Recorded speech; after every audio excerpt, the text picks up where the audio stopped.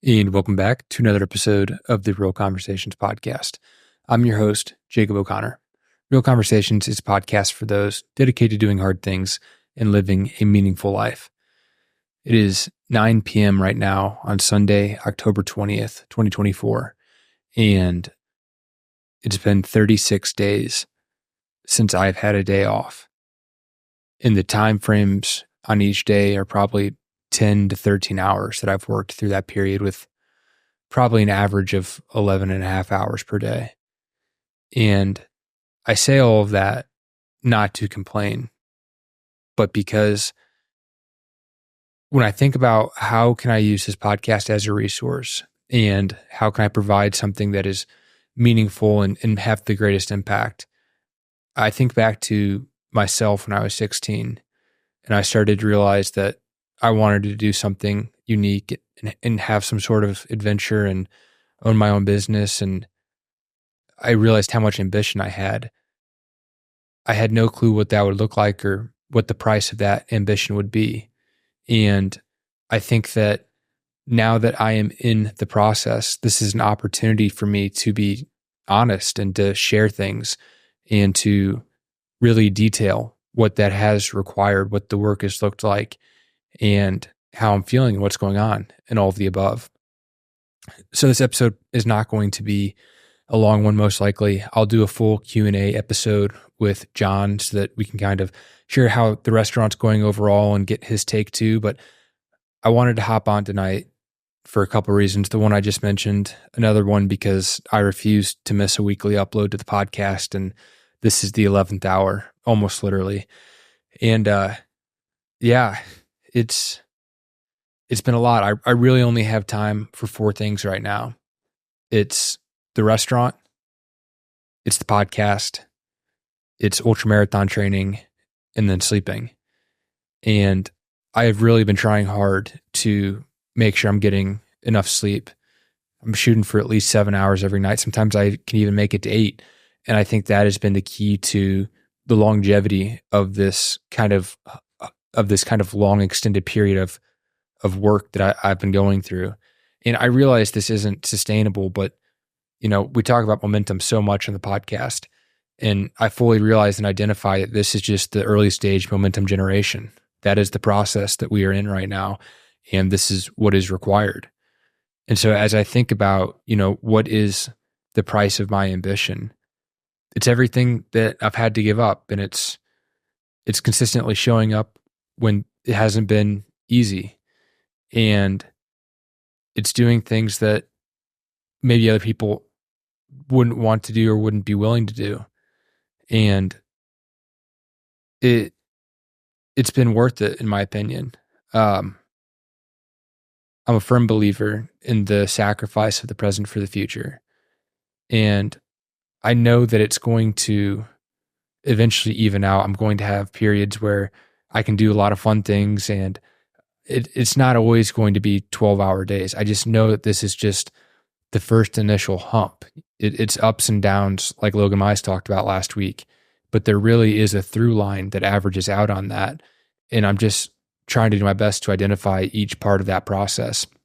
And this whole process has been really interesting. I mean, as you get kind of more tired and things continue to wear on you, I feel like you cycle through emotions quicker. You maybe have a harder time keeping your patience, and you have to work extra hard to not let some of the things get to you.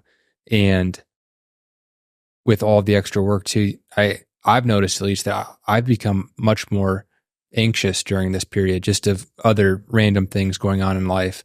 And I think that once I do get a day off, and I think that's coming in the near future, I think that's really going to be nice to help me reset. But I also find it incredibly valuable to figure out what capacity can I operate at? Like, how much can I handle at once? And then to kind of find that line to push through what I may have initially thought it was, to find where that actual line is. And maybe, you need to touch that line and feel that uncomfortableness and then allow yourself to reset. And you never have to go back to that distance, but you've been there once. And so you can then identify the stages leading up to it more accurately and you gain a better self-awareness. You have more understanding of yourself in this process and this journey. And I think that is going to be incredibly valuable moving forward. Like, how much work can I handle? And then how much work would I want to handle? And those are two different lines, but I think knowing where both of them are is going to be incredibly valuable to myself in the future. And I think, it's stupid, but it's also kind of funny that I have tossed on ultramarathon training on top of all this, like as if it wasn't enough to get the restaurant open and to actually open it and now be building up the sales and the team and X, Y, and Z going on with that. And then to still have the podcast. And for whatever reason, I just thought to myself, if I'm working so hard mentally and doing so much business wise, like maybe I should do something equally and opposite hard in a physical category. Let's line it up with the 100-mile ultra marathon. And I don't know why my brain works that way, but I find it kind of fun in a weird, odd way. Like, I think I'm just insanely competitive, and I really think I like the challenge of it. And I mean, working an 11-hour day, getting to the house at 6 p.m., and then running 30 miles and getting done at midnight, and then waking up and being at the restaurant the next day before 6 a.m. There's not a great reason to do that, because I realize it's self-inflicted that I'm training for this ultra marathon. But it's like, once I set a goal, I don't want to back off it. Like, I want to find a way to make it work no matter what. And so if that means that I need to reduce the other ancillary goals in my life in this small snapshot so that I can hyper focus on restaurant, podcast, ultramarathon, and sleep, then so be it. And I know that I'm going to go back and focus on those other goals once those breaks come and once, I meet those goals. Like, for example, the ultramarathon's in 3 weeks. It's in November, and then I know it's over, and I don't intend to run another one for quite a while. And so I'm going to have more time back into my schedule, and that's going to be a huge break, and that's going to allow me to focus on other things in my life. And then with this initial restaurant momentum generation that's going on right now, once things kind of start to even out and I can see that we are heading in that direction, then I'll be able to step away a little bit more and add a little bit more balance back into my life.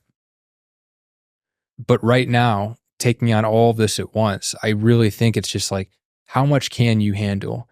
And who do you become in that process? Like, what kind of person are you throughout that? And I feel like this amount of work has constrained me in such a way where I really have learned so much about myself. And I'm glad I've done it. I think it's helped me build respect for myself, and it's instilled more confidence in myself. And I think all of these skills and experiences that I'm gaining right now will be beneficial for me in the long run. So I said 36 days since I've had a day off. It took about 2 weeks before we opened to really get things lined up. And then we opened September 30th. So today was our 21st day in business. It was 3 weeks exactly today. And things are going well. We are learning a ton. We've made so many mistakes, but we've learned so much. And I think that's really important. The first week's sales were strong. And then our second week, we grew. And then today, week 3 just ended today on Sunday. And this is our biggest week of sales yet. And whenever you're looking at doing something like this, you'll build what's called a pro forma analysis. It's a spreadsheet. And basically, you try and estimate what your expenses will be, and then you try and estimate how much revenue could I generate. And then you try and figure out, okay, am I going to make enough money to cover my expenses and still have enough left over that it was worthwhile for me to do this at all? And so it kind of just helps you identify if this is a viable business or a good idea for you to go into it. And so we built that spreadsheet with this certain revenue goal per week. And this week, week 3, we actually hit that revenue goal. And so now there's still another side of the picture. Our costs are all over the place because we're 3 weeks into it, and we're still figuring out how much food to order and what the right labor percentage is and just all these other items. But to know the sales are there feels incredibly good. I'm so proud of the team. And the idea that we are doing multiple tens of thousands of dollars in sales every week is just crazy to me. And I know that my 16-year-old self would appreciate that I shared that, and that I've shared what the work is going into this, and that I am uploading YouTube videos infrequently, but every month or so, kind of sharing this process and what behind the scenes has looked like, and just different learning lessons and some of the actual visuals of it too. I really am doing my best to document all of this, but it's just been absolutely wild. Like this week, for example, we had 1,562 people come into the restaurant, with about 350 of them coming today on Sunday.